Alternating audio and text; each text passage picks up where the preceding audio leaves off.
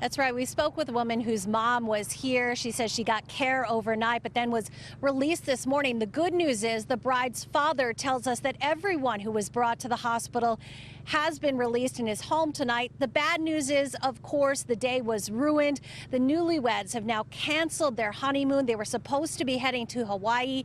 Instead, they're waiting for deputies to get back to them about whether this was an accident or perhaps something more deliberate.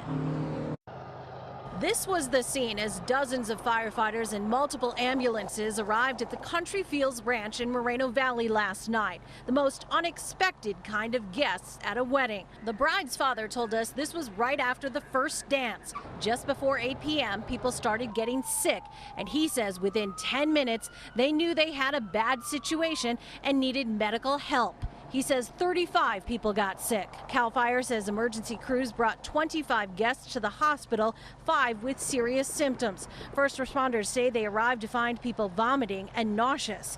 We went to Country Fields Ranch today and were immediately asked to leave the property. The bride's father says Country Fields is a venue only. Catering is brought in from outside. He says there were about 120 guests. All had been eating and drinking since the afternoon. No one understands yet what happened, whether it was food poisoning or something else. Hazmat teams responded to the ranch and in an online statement said they ruled out hazardous materials, but the investigation continues and the Riverside County Sheriff's Department is now handling the case.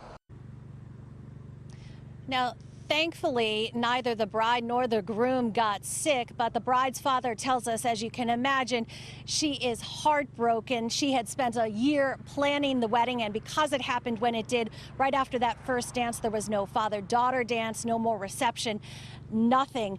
And we want to clarify that they asked us not to use the couple's names tonight, and out of respect to a devastated bride, we chose not to.